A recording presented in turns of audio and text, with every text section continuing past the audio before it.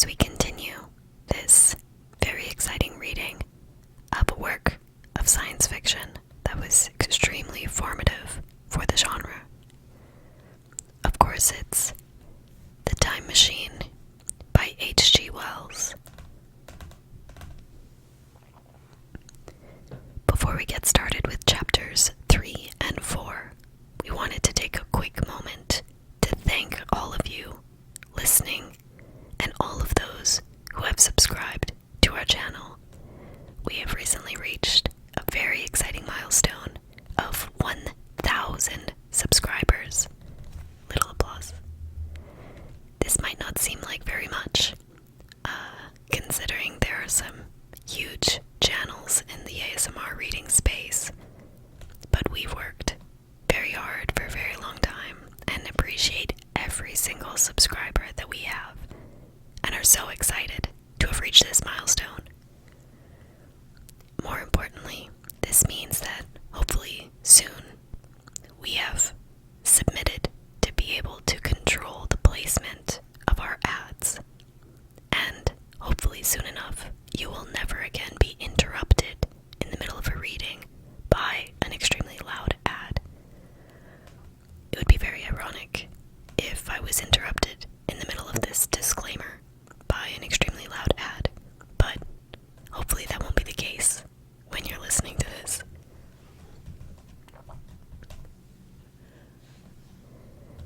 That's all we wanted to say. We'll get started with our reading. Thank you, everyone. Here we go.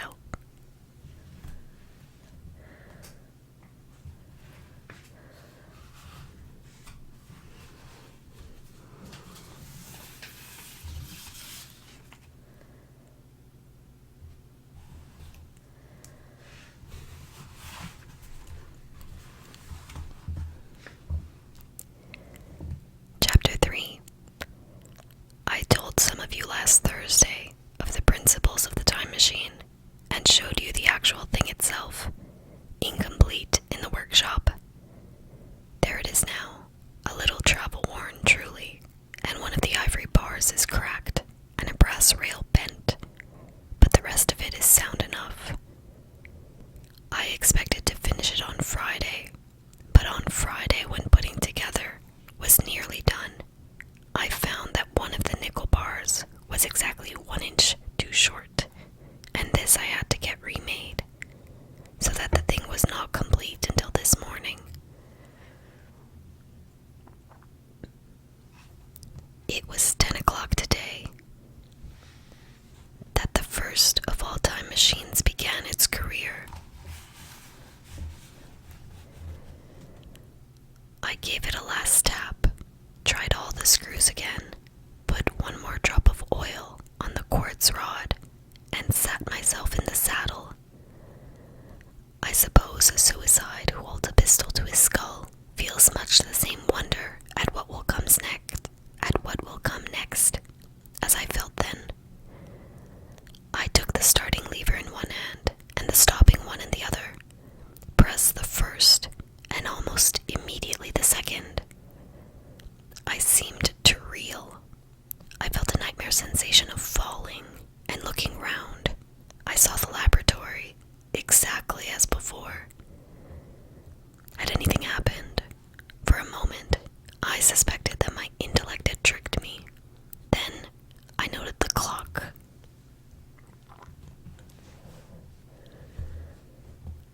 A moment before, as it seemed, it had stood at a minute or so past 10. Now it was nearly 3:30. I drew a breath, set my teeth, gripped the starting lever with both hands, and went off with a thud. The laboratory got hazy and went dark. Mrs. Watchett came in and walked.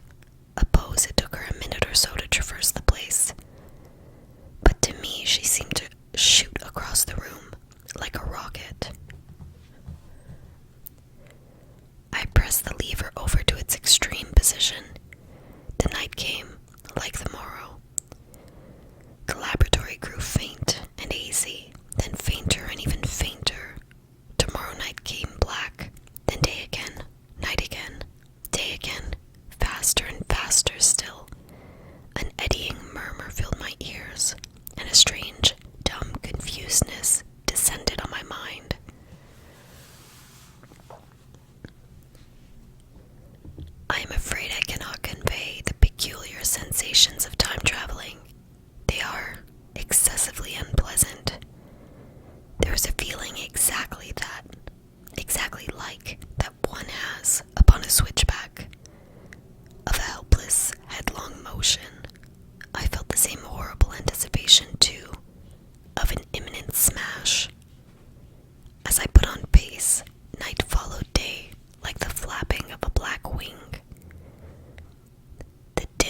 congestion of the laboratory seemed presently to fall away from me, and I saw the sun hopping swiftly across the sky, leaping at every minute, and every minute marking a day. I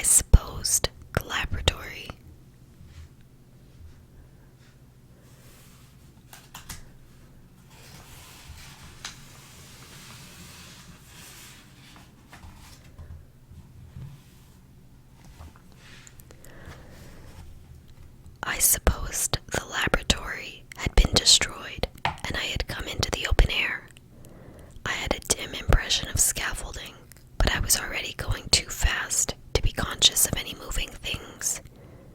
The slowest snail that ever crawled dashed by too fast for me. The twinkling succession of darkness and light was excessively painful to the eye. Then, in the intermittent darkness, I saw the moon spinning swiftly through her quarters from new to full, and had a faint glimpse of the circling stars. Presently, as I went on, still gaining velocity, the palpitation of night and day merged into one continuous grayness. The sky took on a wonderful deepness of blue, a splendid luminous color like that of early twilight. The jerking sun became a streak of fire, a brilliant arch in space, the moon a fainter fluctuating band, and I could see nothing of the stars, save now and then a brighter circle flickering in the blue.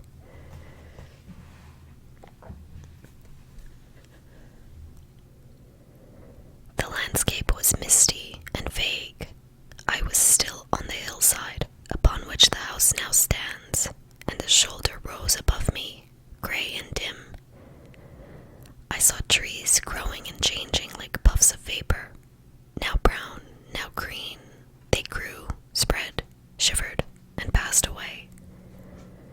I saw huge buildings rise up, faint and fair, and pass like dreams. The whole surface of the earth seemed changed, melting and flowing under my eyes. The little hands upon the dials that registered my speed raced round faster and faster. Presently I noted that the sun belt swayed up and down from solstice to solstice in a minute or less, and that consequently my pace was over a year a minute. And minute by minute the white snow flashed across the world and vanished, and was followed by the bright, brief green of spring.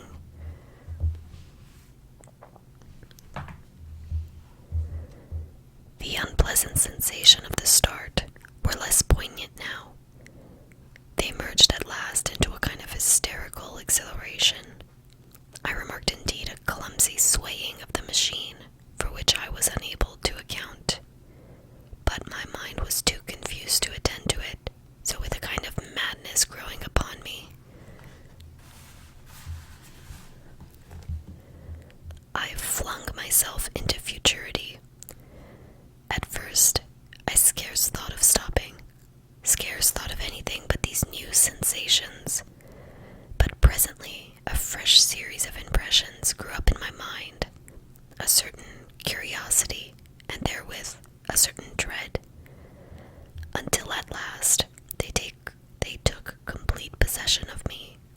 What strange developments of humanity, what wonderful advances upon our rudimentary civilization, I thought, might not appear when I came to look nearly into the dim, elusive world that raced and fluctuated before my eyes. I saw great and splendid architecture rising about me, more massive than any buildings of our own time, and yet, as it seemed, built of glimmer and mist.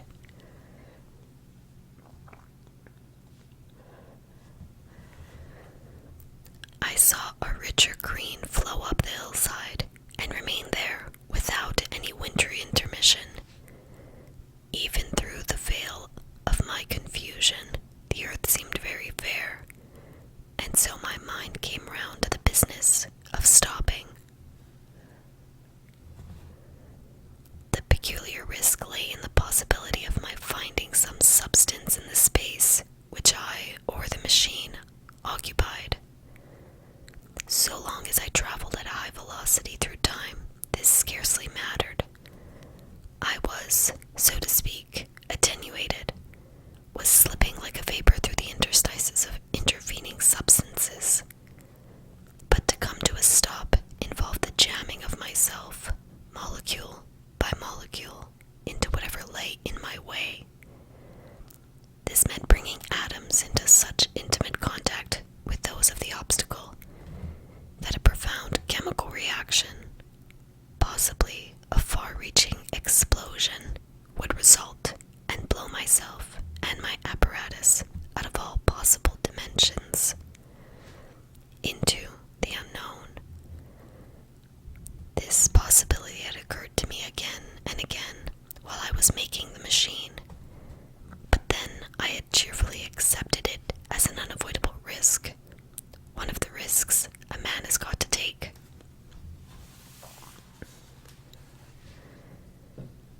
Now that risk was inevitable. I no longer saw it in the same cheerful light. The fact is that, insensibly, the absolute strangeness of everything, the sickly jarring and swaying of the machine, above all, the feeling of prolonged falling, had absolutely upset my nerve. I told myself that I could never stop, and with a gust of petulance, I resolved to stop forthwith.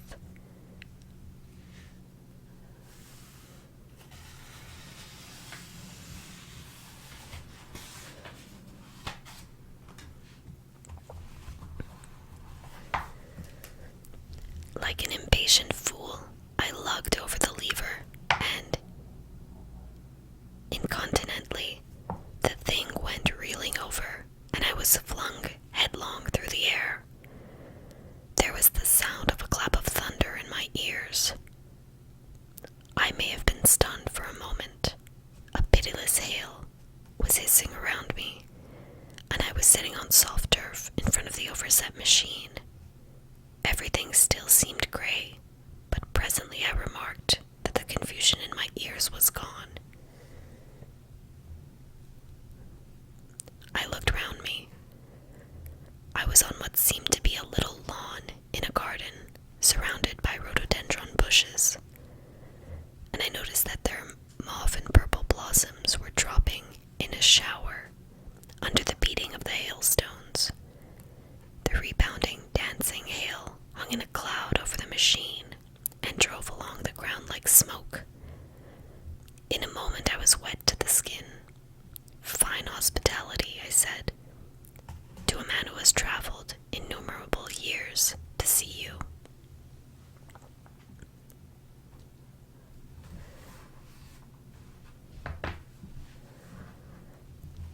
Presently, I thought what a fool I was to get wet. I stood up and looked around me. A colossal figure, carved, apparently in some white stone, loomed indistinctly beyond the rhododendrons through the hazy downpour. But all else of the world was invisible. My sensations would be hard to describe. As the columns of hail grew thinner, I saw the white figure more distinctly. It was very large, for a silver birch tree touched its shoulder. It was of white marble, in shape something like a winged sphinx, but the wings, instead of being carried vertically at the sides, were spread so that it seemed to hover. The pedestal, it appeared to me, was of bronze and was thick with verdigris. It seemed to watch me. There was the faint shadow of a smile on the lips. It was greatly weather-worn, and that imparted an unpleasant suggestion of disease. I stood looking at it for a little space, half a minute perhaps, or half an hour. It seemed to advance and to recede as the hail drove before it, denser or thinner. At last I tore my eyes for it. At last I tore my eyes from it for a moment, and saw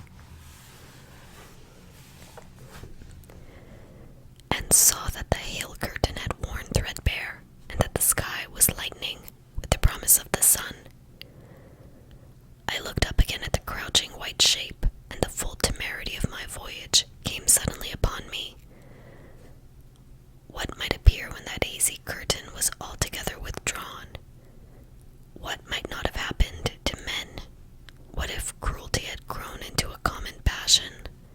What if in this interval the race had lost its manliness and had developed into something inhuman, unsympathetic, and overwhelmingly powerful?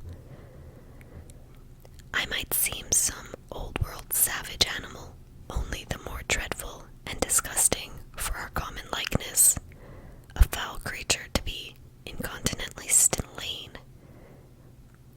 Incontinently slain.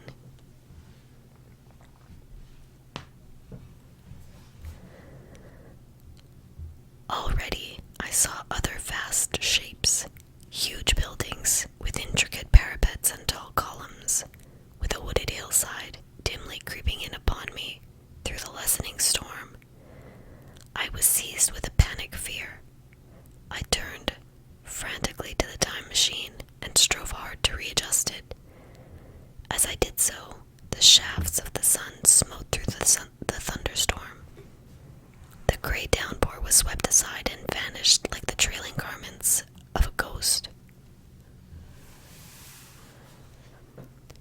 Above me, in the intense blue of the summer sky, some faint brown sheds of cloud whirled into nothingness. The great buildings about me stood out clear and distinct, shining with the wet of the thunderstorm and picked out in white by the unmelted hailstones piled along their courses. I felt naked in a strange world. I felt as perhaps a bird may feel in the clear air, knowing the hawk wings above, and will swoop. My fear grew to frenzy. I took a breathing space, set my teeth, and again grappled fiercely, wrist and knee, with the machine. It gave under my desperate onset and turned over. It struck my chin violently. One hand on the saddle, the other on the lever, I stood panting heavily, in attitude to mount again. But with this recovery of a prompt retreat, my courage recovered. I looked more curiously and less fearfully at this world of the remote future, in a circular opening high up.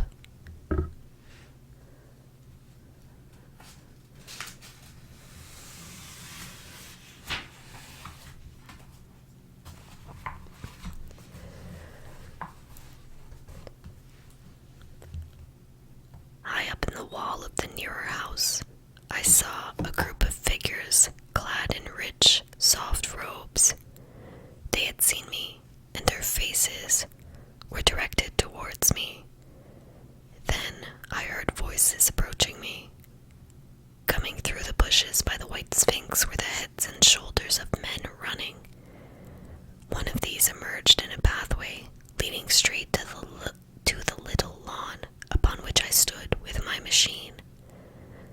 He was a slight creature, perhaps 4 feet high, clad in a purple tunic, girdled at the waist with a leather belt. Sandals or buskins, I could not clearly distinguish which, were on his feet. His legs were bare to the knees and his head was bare. Noticing that, I noticed for the first time how warm the air was. He struck me as being a very beautiful and graceful creature, but indescribably frail. His flushed face reminded me of the more beautiful kind of consumptive, that hectic beauty of which we used to hear so much. At the sight of him, I suddenly regained confidence. I took my hands from the machine.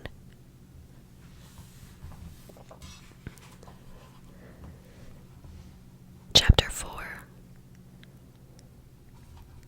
In another moment we were standing face to face, I and this fragile thing out of futurity.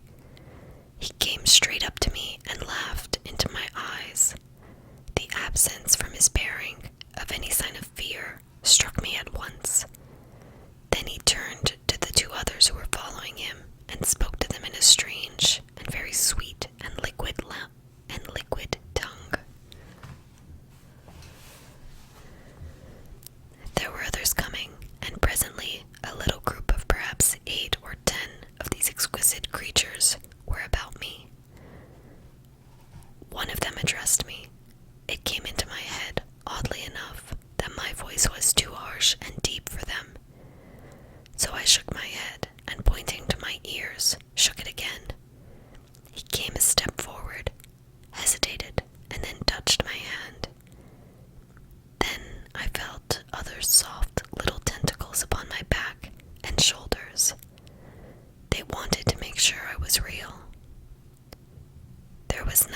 this at all alarming.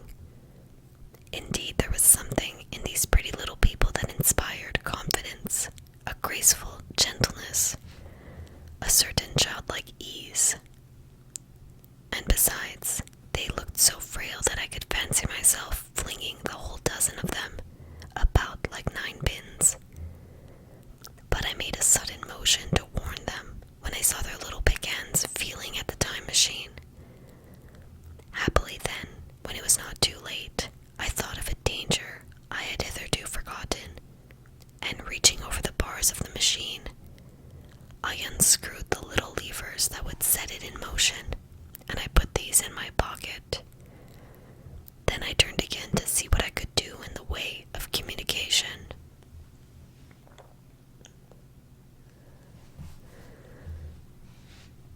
And then, looking more nearly into their features, I saw some further peculiarities in their dressed-in China type of prettiness. Their hair, which was uniformly curly, came to a sharp end at the neck and cheek. There was not the faintest suggestion of it on the face, and their ears were singularly minute. The mouths were small, with bright red, rather thin lips, and the little chins ran to a point. The eyes were large and mild.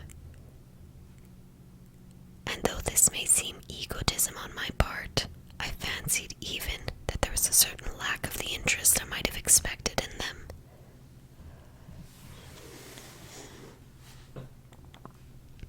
As they made no effort to communicate with me, but simply stood around me smiling and speaking in soft cooing notes to each other, I began the conversation. I pointed to the time machine and to myself, then hesitating for a moment how to express time, I pointed to the sun. At once, a quaintly pretty little figure in checkered purple and white followed.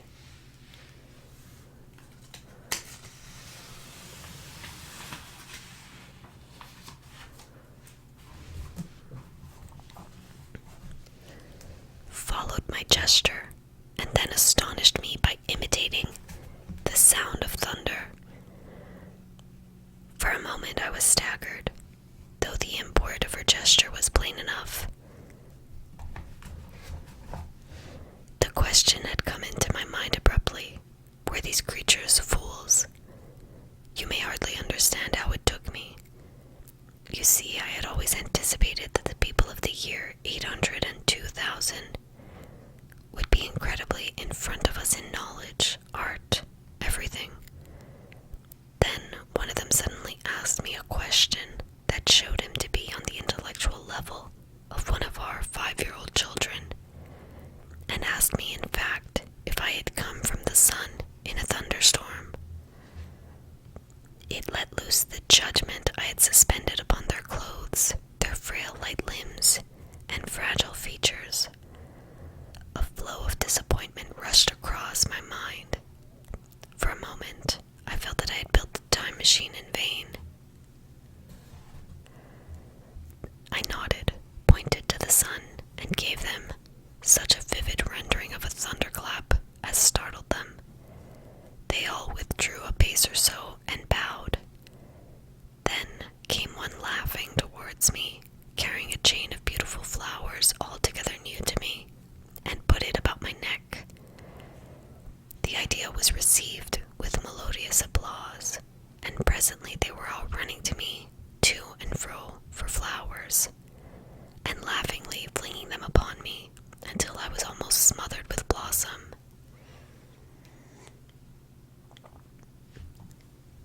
You who have never seen the like can scarcely imagine what delicate and wonderful flowers countless years of culture had created. Then someone suggested that their plaything should be exhibited in the nearest building, and so I was led past the Sphinx of white marble, which had seemed to watch me all the while with a smile, at my astonishment, towards a vast grey edifice of fretted stone. As I went with them, the memory of my confident anticipation of a profoundly grave and intellectual posterity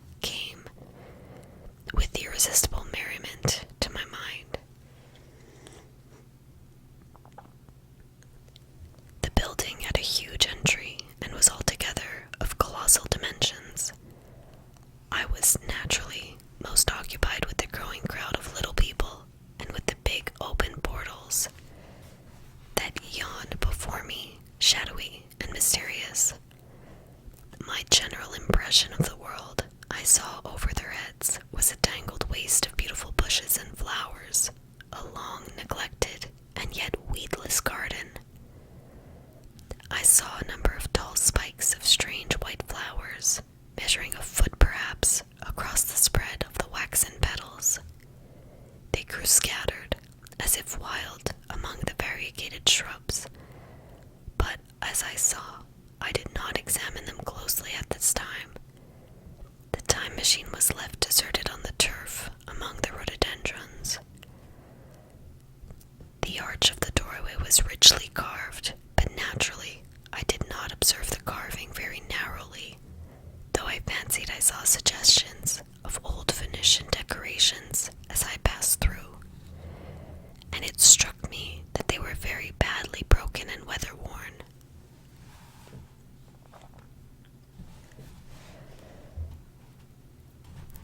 Several more brightly clad people met me in the doorway, and so we entered. I dressed in dingy 19th century garments, looking grotesque enough, garlanded with flowers and surrounded by an eddying mass of bright, soft-colored clothes and shining white limbs in a melodious whirl of laughter and laughing speech.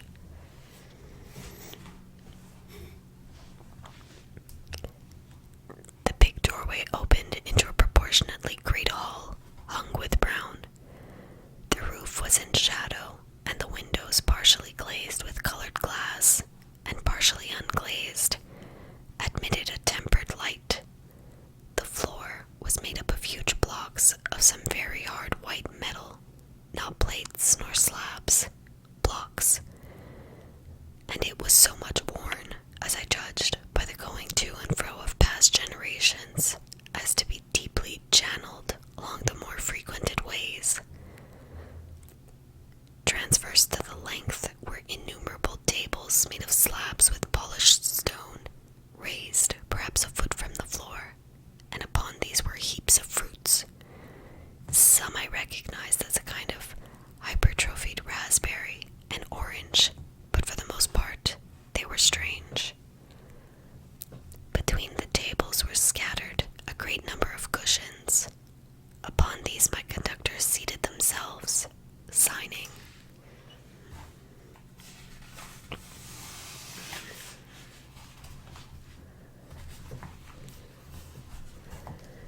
Signing for me to do likewise.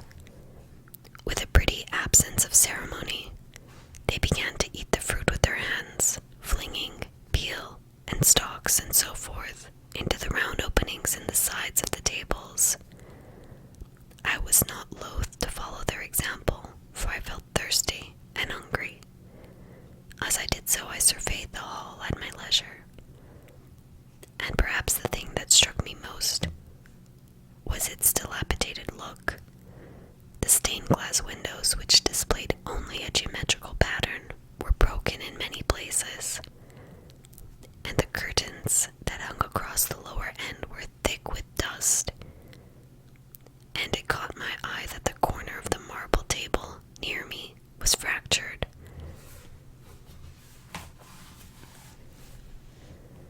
Nevertheless, the general effect was extremely rich and picturesque.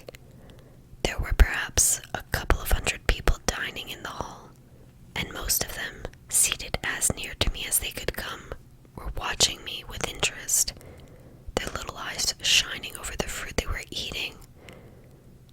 All were clad in the same soft and yet strong silky material. Fruit, by the way, was all their diet. These people of the remote future were strict vegetarians, and while I was with them, in spite of some carnal cravings, I had to be frugivorous also. Indeed, I found afterwards that horses, cattle, sheep, dogs had followed the ichthyostauria flowers into extinction, but the fruits were very delightful. One in particular that seemed to be in season all the time I was there, a flowery thing in a 3-sided husk, was especially good, and I made it my staple. At first I was puzzled by all these strange fruits and by the strange flowers I saw, but later I began to receive their import. However, I am telling you of my fruit dinner in the distant future now. So soon as my appetite was a little checked, I determined to make a resolute attempt to learn the speech of these new men of mine. Clearly that was the next thing to do.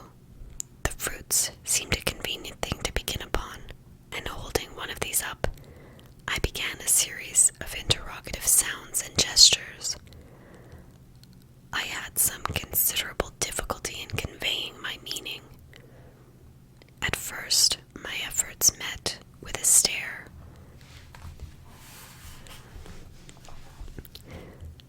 With a stare of surprise or inextinguishable laughter, but presently a fair-haired little creature seemed to grasp my intention and repeated a name. They had to chatter and explain the business at great length to each other, and my first attempt to make the exquisite little sounds of their language caused an immense amount of amusement. However, I felt like a schoolmaster amidst children, and persisted, and presently I had a score of noun substantives, at least at my command, and then I got to demonstrative pronouns, and even the verb to eat. But it was slow work, and the little people soon tired, and wanted to get away from my interrogations, so I determined, rather of necessity, to let them give their lessons in little doses when they felt inclined. And very little doses I found they were before long, for I never met people more indolent or more easily fatigued.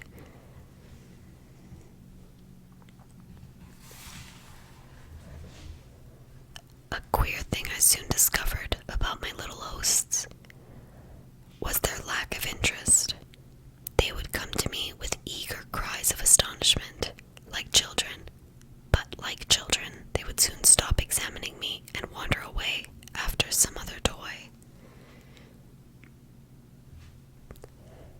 The dinner and my conversational beginnings ended, I noted for the first time that almost all those who had surrounded me at first were gone.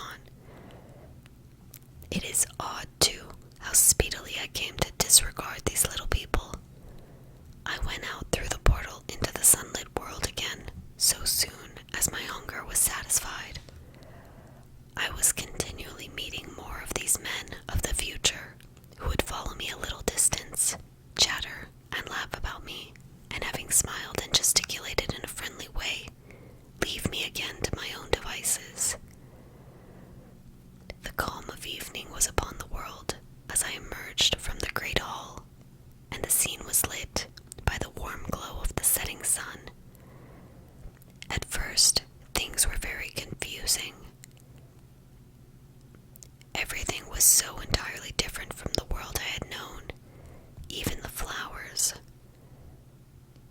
The big building I had left was situated on the slope of a broad river valley, but the Thames had shifted perhaps a mile from its present position. I resolved to mount.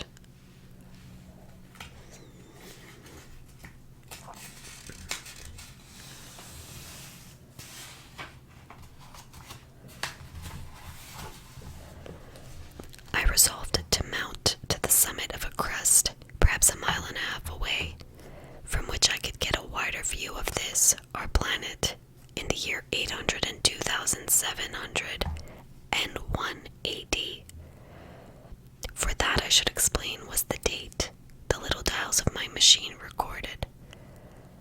As I walked, I was watchful for every impression that could possibly help to explain the condition of ruinous splendors in which I had found the world. For ruinous it was,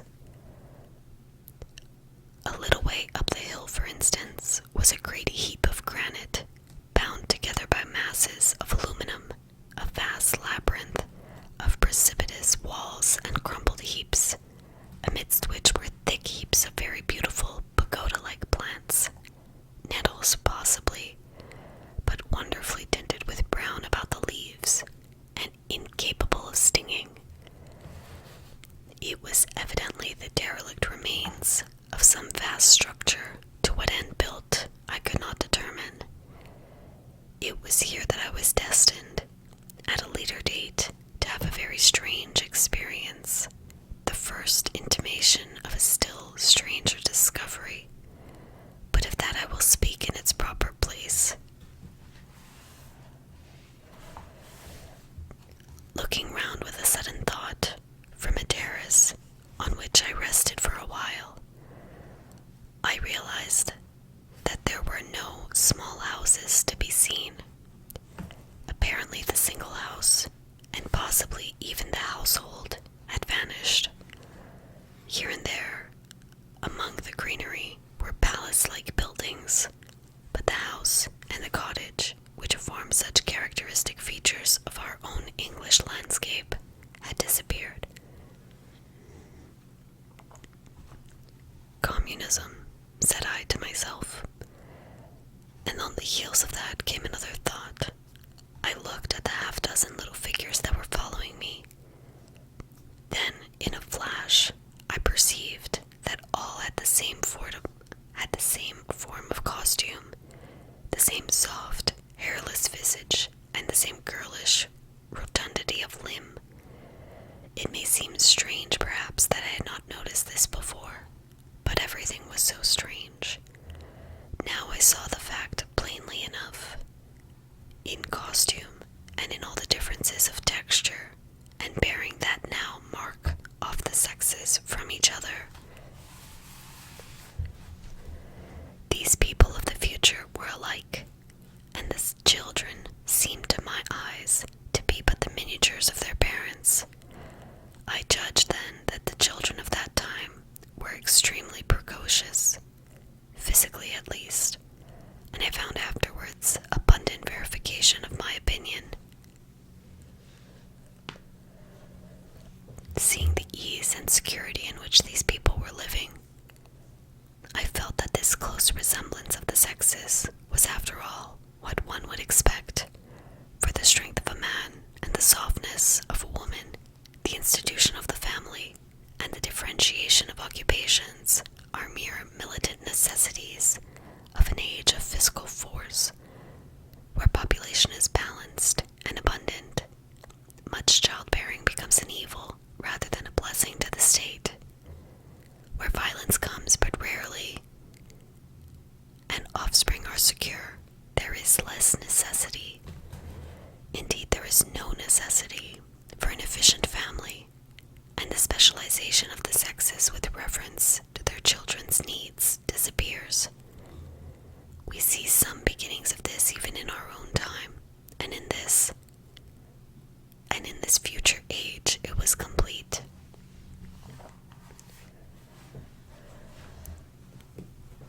This, I must remind you, was my speculation at the time. Later, I was to appreciate how far it fell short of the reality. While I was musing upon these things, my attention was attracted by a pretty little structure, like a well under a cupola. I thought in a transitory way of the oddness of wells still existing, and then resumed the thread of my speculations. There were no large buildings towards the top of the hill, and as my walking powers were evidently miraculous, I was presently left alone for the first time. With a strange sense of freedom and adventure, I pushed on up to the crest. There, I found a seat of some yellow metal that I did not recognize, corroded in places with a kind of pinkish rust, and half smothered in soft moss. The armrests cast and filed into the resemblance of griffins' heads. I sat down on it, and I surveyed the broad view of our old world under the sunset of that long day. It was as sweet and fair a view as I have ever seen. The sun had already gone below the horizon.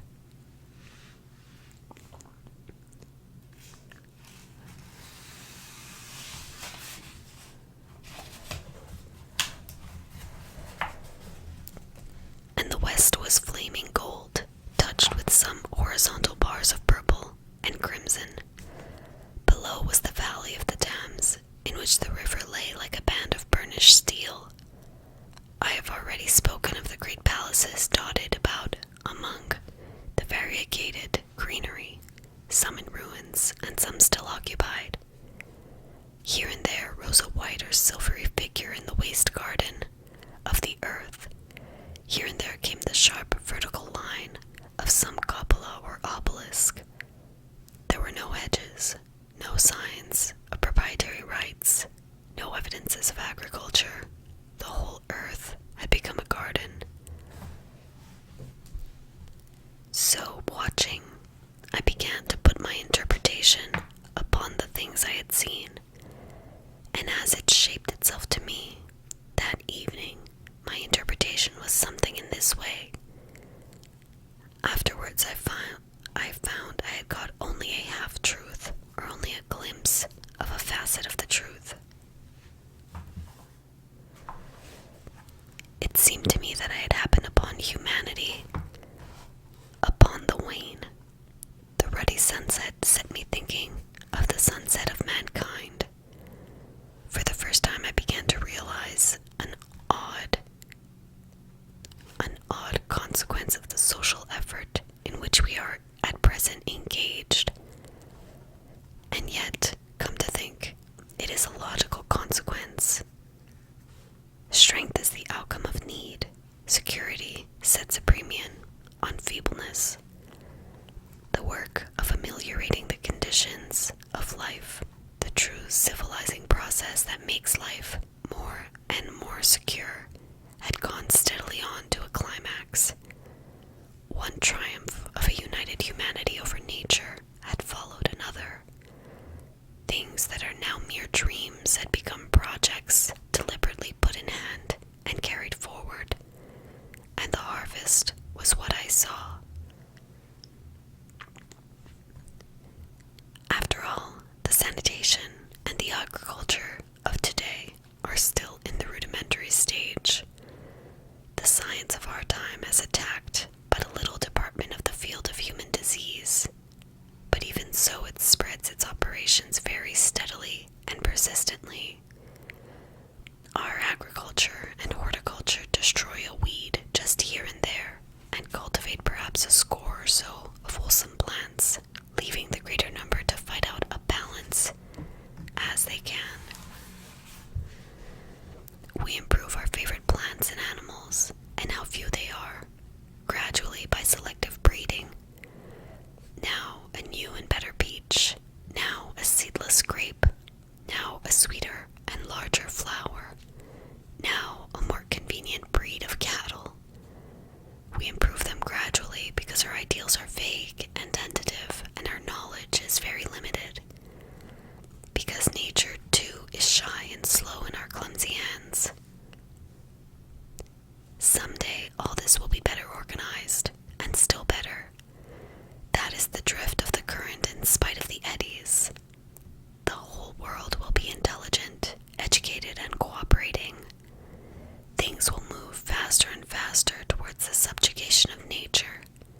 In the end, wisely and carefully, we shall readjust the balance of animal and vegetable life to suit our human needs.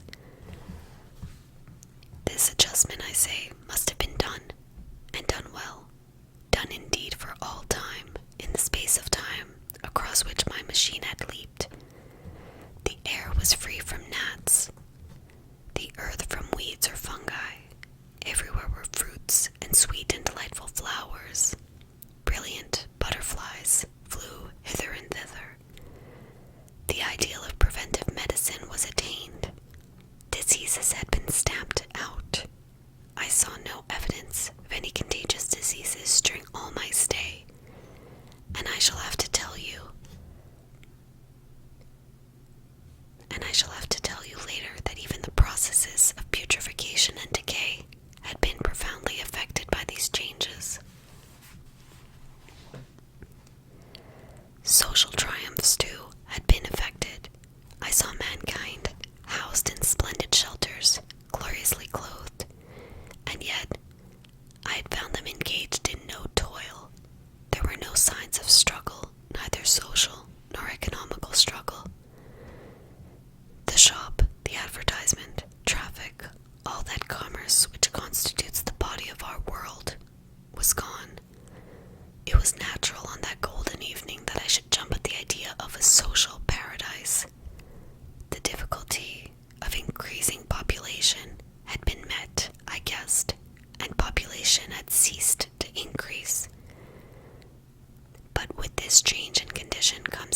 possibly adaptations to the change.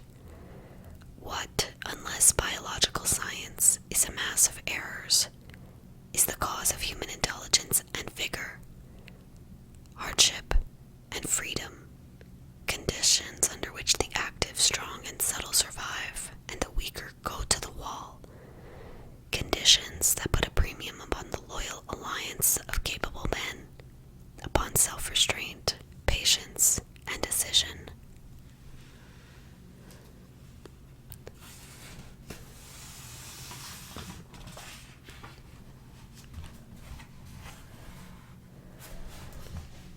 And the institution of the family, and the emotions that arise therein, the fierce jealousy, the tenderness for offspring, parental devotion, all found their justification and support in the imminent dangers of the young.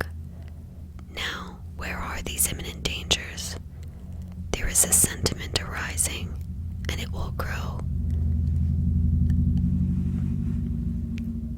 And it will grow against connubial jealousy, against fierce maternity, against passion of all sorts, unnecessary things now, and things that make us uncomfortable, savage survivals, discords in a refined and pleasant life. I thought of the physical slightness of these people, the lack of intelligence, and those big abundant ruins, and strengthened my belief in a perfect conquest of nature. After the battle comes quiet. Humanity had been strong, energetic, and intelligent, and had used all its abundant vitality to alter the conditions under which it lived. And now came the reaction to the altered conditions. Under the new conditions of perfect comfort and security, that restless energy that with us is strength would become weakness.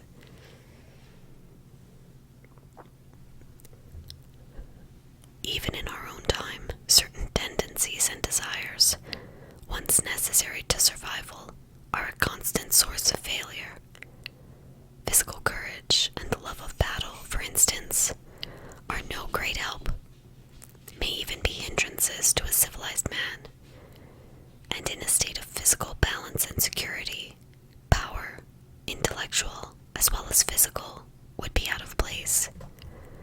For countless years I judged there had been no danger of war or solitary violence, no danger from wild beasts, no wasting disease to require strength of constitution, no need for toil. For such a life, what we should call the weak are as well equipped as the strong, and indeed are no longer weak. Better equipped indeed they are, for the strong would be fretted by an energy for which there was no outlet. No doubt the exquisite beauty of the buildings I saw was the outcome of the last surgings of the now purposeless energy of mankind, before it settled down into perfect harmony with the conditions under which it lived. The flourish of that triumph which began the last great peace. This has been ever the fate of energy in security. It takes to art and to eroticism, and then come languor and decay. Even this artistic impetus would at last die away, had almost died in the time I saw. To adorn themselves with flowers, to dance, to sing in the sunlight, so much was left of the artistic spirit, and no more. Even that would fade in the end into a contented inactivity. We are kept keen on the grindstone of pain and necessity, and it seemed to me that here was that hateful grindstone, broken at last. As I stood there in the gathering dark, I thought that in this simple explanation I had mastered the problem of the world, mastered the whole secret of these delicious people. Possibly the checks they had devised for the increase of population had succeeded too well, and their numbers had rather diminished than kept stationary. That would account for the abandoned ruins